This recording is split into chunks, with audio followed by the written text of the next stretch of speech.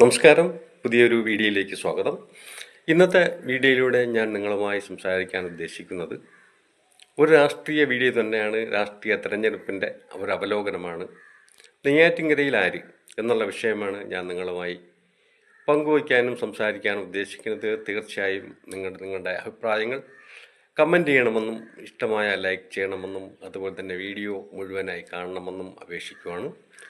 നെയ്യാറ്റിൻകരയെ സംബന്ധിച്ചിടത്തോളം നമുക്കൊക്കെ അറിയാം, കഴിഞ്ഞ 10 വർഷമായി ആൻസലിനാണ് നെയ്യാറ്റിൻകരയിലെ MLA ആയി തുടരുന്നത്. 2016 സെൽവരാജിനെ 4000 വോട്ടുകൾക്ക് പരാജയപ്പെടുത്തി.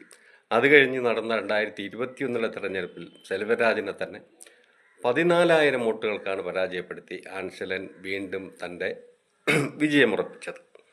എന്നാൽ ഇപ്പോൾ കുറച്ച് വ്യത്യസ്തമാണ് സ്ഥിതിഗതികൾ എന്നാണ് ഞാൻ മനസ്സിലാക്കുന്നത്. നെയ്യാറ്റിൻകരയെക്കുറിച്ച് നിങ്ങൾക്കറിയാം.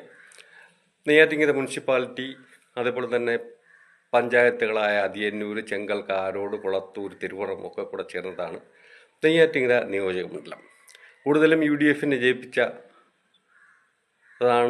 നെയ്യാറ്റിൻകരയുടെ മുൻകാല ചരിത്രം. എന്നാൽ ആൻസലൻ കഴിഞ്ഞ 10 വർഷമായി MLA തുടരുകയാണ്. ഒരു ഒരു പ്രവർത്തകനാണ്, ജനകീയനായ ഒരു നേതാവാണ് ആൻസലൻ എന്നുള്ള കാര്യത്തിൽ ആർക്കും സംശയം ഉണ്ടാവില്ല. അതേപോലെ തന്നെ എതിർ സ്ഥാനാർത്ഥി എന്ന് പറയുമ്പോൾ ശക്തനാണ്.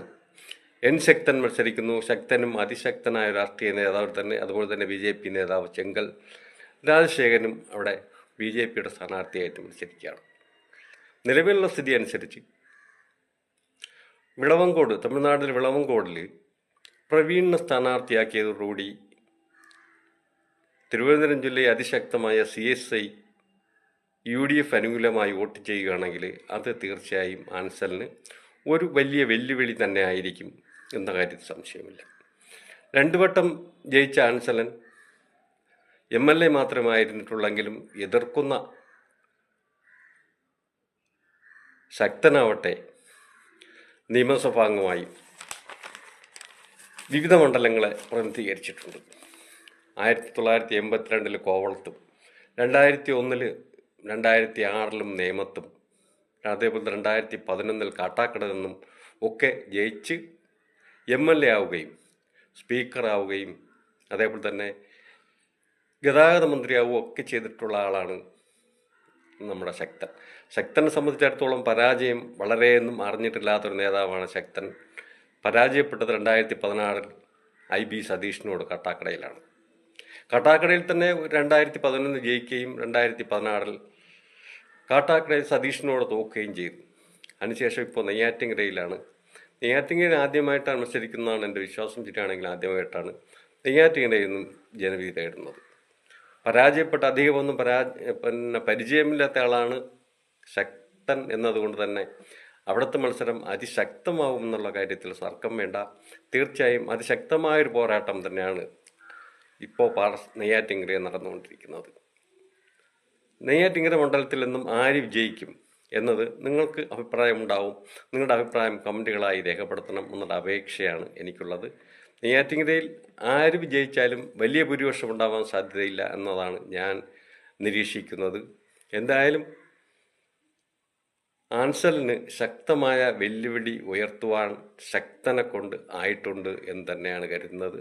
പ്രത്യേകിച്ചും ഈ CSI സഭയുടെയൊക്കെ പിന്തുണയും കൂടെ ലഭിക്കുമ്പോഴും അതേപോലെ തന്നെ സംസ്ഥാന ഒട്ടുക്കം ഉണ്ടാവും എന്ന് പ്രതീക്ഷിക്കുന്ന LDF വിരുദ്ധ ഒരു തരംഗം കൂടെ ഉണ്ടെങ്കിൽ തീർച്ചയായും അവിടെ ആൻസലൻ അടിപതറും എന്ന് തന്നെയാണ് ഞാൻ വിശ്വസിക്കുന്നത്. എന്തായാലും ഒരു ശക്തമായ പോര് നടക്കുന്നു എന്നുള്ള കാര്യത്തിൽ സംശയമില്ല. ശക്തമായ മത്സരം തന്നെയാണ് നെയ്യാറ്റിൻകരയിൽ. നിങ്ങളുടെ അഭിപ്രായങ്ങൾ നിങ്ങൾ തീർച്ചയായും കമൻറ്റുകളായി രേഖപ്പെടുത്തണം. വീണ്ടും ഒരു പുതിയ വീഡിയോയുമായി നമുക്ക് വീണ്ടും കാണാം. പുതിയൊരു മണ്ഡലത്തിലെ അഭിപ്രായ വോട്ടെടുപ്പിലൂടെ പലയിടത്തും കണ്ടതുപോലെ തന്നെ പല ചാനലുകളും കാണിച്ചതുപോലെ തന്നെ ആൻസലിനും ഒരു MLA എന്ന നിലയ്ക്ക് തികഞ്ഞ വിജയമായിരുന്നു. പക്ഷേ എങ്കിൽ പോലും പിണറായി വിജയനെതിരായ വികാരങ്ങൾ അവിടെ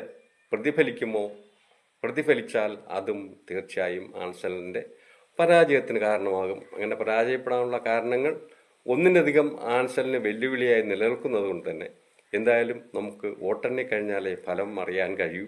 എന്നാലും നിങ്ങൾക്കൊക്കെ നിങ്ങളുടെ അഭിപ്രായങ്ങൾ തീർച്ചയായും രേഖപ്പെടുത്താം, കമൻറ്റുകളായി രേഖപ്പെടുത്തുക. അതോടൊപ്പം തന്നെ ഒരിക്കൽ കൂടെ അപേക്ഷിക്കുന്നു, എൻ്റെ വീഡിയോ നിങ്ങൾക്ക് ഇഷ്ടമായെങ്കിൽ ലൈക്ക് ചെയ്യണം. അതേപോലെ തന്നെ ഇതുവരെ എൻ്റെ ചാനൽ സബ്സ്ക്രൈബ് ചെയ്യാത്തവർ സബ്സ്ക്രൈബ് ചെയ്യണം, സപ്പോർട്ട് ചെയ്യണം. നന്ദി. വീണ്ടും ഒരു വീഡിയോയുമായി വീണ്ടും കാണാം.